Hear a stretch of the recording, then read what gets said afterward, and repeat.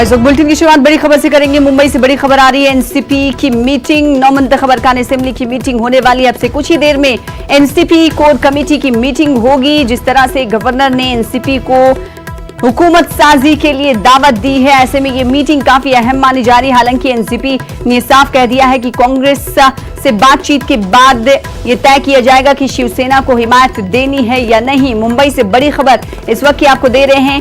आज काफी हलचलें हैं महाराष्ट्र में हुकूमत साजी को लेकर।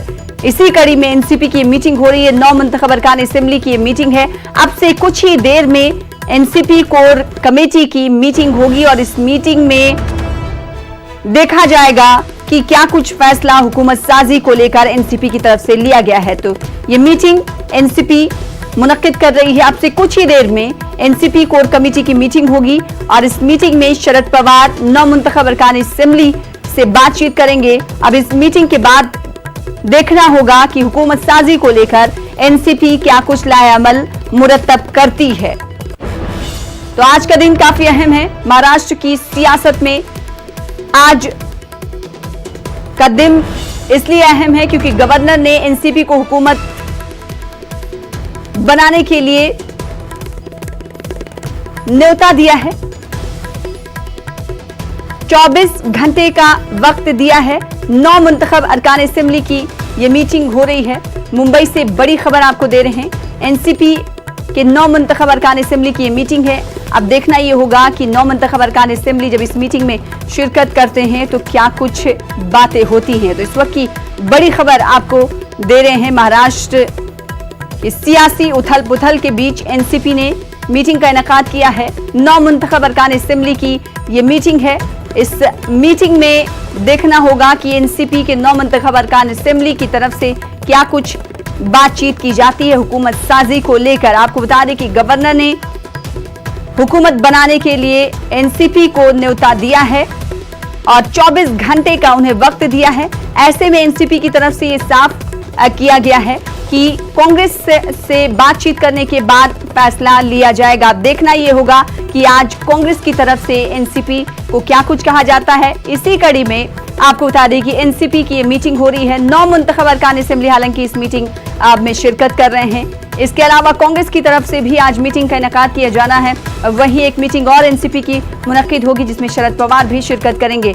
तो आज महाराष्ट्र की सियासत में क्या नया मोड़ आएगा ये देखना होगा। लगातार मीटिंगों का दौर जारी है। दूसरी बड़ी खबर का रुख कर लेते हैं। दिल्ली से बड़ी खबर आ रही है। दिल्ली से आज कांग्रेस का कोई लीडर मुंबई नहीं जाएगा। शरद पवार और अहमद पटेल की फोन पर बातचीत हुई है। मुंबई में महाराष्ट्र कांग्रेस के लीडर और एनसीपी लीडर के बीच बात होगी। दिल्ली से कांग्रेस का कोई लीडर मुंबई नहीं जाएगा। तो तस्वीर धीरे धीरे साफ होती नजर नहीं आ रही है। ऐसा लग रहा था कि आज कुछ बात बनेगी, लेकिन मीटिंगों का दौर जारी है। इस बीच दिल्ली से कोई बड़ा लीडर कांग्रेस का मुंबई नहीं जाएगा। दिल्ली से आज कांग्रेस का कोई बड़ा लीडर मुंबई नहीं जाने वाला। शरद पवार और अहमद पटेल की फोन पर बातचीत हुई है और इस पर मजीद अपडेट्स लेने के लिए रुख करेंगे दिल्ली का हमारे साथ हमारी नुमाइंदा रंजिता झा जुड़ रहे हैं। रंजिता, अब महाराष्ट्र में तो हलचलें तेज हैं और इस हलचल की धुन जो है दिल्ली में भी सुनाई दे रही है, लेकिन अब ये कांग्रेस साफ कर रही है कि मुंबई कोई नहीं जाएगा, कांग्रेस का कोई लीडर। ऐसे में महाराष्ट्र में ही तय होगा कि कांग्रेस एनसीपी के साथ क्या कुछ फैसले लेने वाली है, कांग्रेस का क्या कुछ फैसला होगा। इस फोन पर बातचीत में क्या कुछ बातें निकल कर सामने आई? ना देखिए, अभी जो ताजा अपडेट निकल कर आ रहा है वो ये कि सोनिया गांधी के आवास पर कांग्रेस के वरिष्ठ नेताओं की बैठक शुरू हो गई है। ए.के. एंटनी और के.सी. वेणुगोपाल ये दोनों सोनिया गांधी के आवास 10 जनपद पहुंचे हैं और दूसरे नेताओं के भी आने का सिलसिला अब शुरू होगा। जाहिर तौर पर एक बड़ा फैसला है कांग्रेस के लिए महाराष्ट्र में शिवसेना के साथ जाना। और ऐसे में आज जो बताया जा रहा था कि कई नेता हैं, जो बड़े नेता अहमद पटेल, के.सी. वेणुगोपाल, मल्लिकार्जुन खड़गे, जो महाराष्ट्र में कांग्रेस के प्रभारी है, वो तीनों आज महाराष्ट्र मुंबई जाने वाले थे। लेकिन अब जो खबर निकल कर आ रही है, अभी फिलहाल सोनिया गांधी के आवास पर बैठक चल रही है। इस बैठक से क्या चीजें निकल कर आती है, क्या आला कमान ने जो निर्णय लिया है, कहा जा रहा था, जो सूत्रों के हवाले से खबर आ रही थी कि कॉमन मिनिमम प्रोग्राम के जरिए सरकार बनाई जाएगी। तो आखिर वो क्या, कौन से कॉमन मिनिमम प्रोग्राम है, क्या सहमति अंदर हो चुकी है एनसीपी, कांग्रेस और शिवसेना की सरकार के लिए, आज अभी जो ये बैठक है उससे कई चीजें निकल कर आ सकती है। सना, रंजिता, कांग्रेस को साफ नहीं कर रही है। एनसीपी ने कहा कि हम कांग्रेस से बात कर लेंगे, फिर उसके बाद हम फैसला लेंगे, लेकिन कांग्रेस की तरफ से कोई कदम नहीं उठाया जा रहा है। एनसीपी को सिर्फ 24 घंटे का वक्त दिया गया है। ऐसे में कांग्रेस के तो आगे बढ़ना होगा। यही वजह है कि कांग्रेस कहीं ना कहीं पीछे रह जाती है। बिल्कुल, देखिए बातचीत चल रही है, जैसे कि सूत्रों के हवाले से खबर निकल कर आ रही है कि शरद पवार से लगातार कांग्रेस संपर्क में है और बातचीत फोन के जरिए हो रही है। कांग्रेस तय करने में अभी थोड़ी देरी लगा रही है। कांग्रेस की तरफ से बताया जा रहा है कि जो नेता है, जो सोनिया गांधी के आवास पर जो कोर बड़े नेता है, जो फैसले में सोनिया गांधी के साथ होते हैं, उन नेताओं के साथ बैठक शुरू हुई है। अब देखना होगा कि इस बैठक से क्या निकल कर आता है। क्या कुछ और तब्दीली कांग्रेस लाना चाहती है अपने रुख में, क्या सरकार के बाहर रहकर समर्थन करने का है कांग्रेस का मूड, इन तमाम चीजों पर इस बैठक के बाद कुछ जो स्थिति है वो साफ हो पाएगी। जी रंजिता, अब तक जो खबरें कांग्रेस को लेकर आती रही हैं, कभी ये आती रही हैं कि कांग्रेस बाहर से समर्थन करेंगी, कभी ये कहा जाता है कि कांग्रेस का जो दूसरा धड़ा है वो सरकार में रहना चाहता है। ऐसे में कांग्रेस के सामने चुनौतियां हैं, कांग्रेस पर प्रेशर भी है कि वो किस तरह से अपने लोगों को मनाएं। बिल्कुल, देखिए सना, जो विधायक चुनकर आए हैं कांग्रेस के 44 विधायक है महाराष्ट्र में जी, उन विधायकों की राय ये है कि कांग्रेस को सरकार में जाना चाहिए। आलाकमान को देरी इस वजह से क्योंकि शिवसेना एक ऐसी पार्टी जो बीजेपी के साथ लंबे समय तक रही है, एक विचारधारा है उसकी, हिंदू कट्टरपंथी की विचारधारा।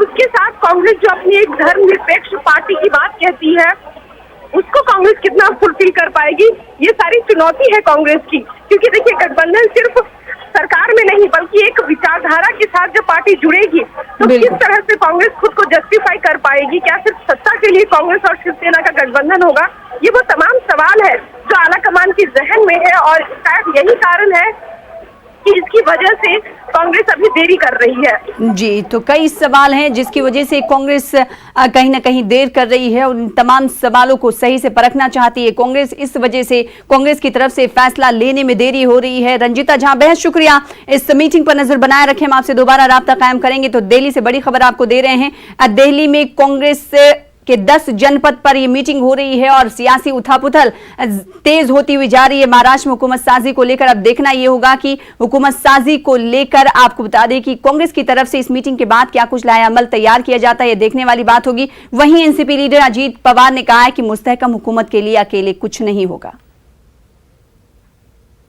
वो क्योंकि स्टेबिलिटी तो होना चाहिए गवर्नमेंट में, खाली एक ने डिसीजन होके कुछ होने वाला नहीं है। हम टोटल पकड़ के 100 लोग हैं और एमएलएज है और उसके बारे में हमने सब बातें की। उधर कांग्रेस लीडर केसी पडवी ने जाती बयान देते हुए कहा कि शिवसेना की जानिब से महाराष्ट्र का सीएम होगा।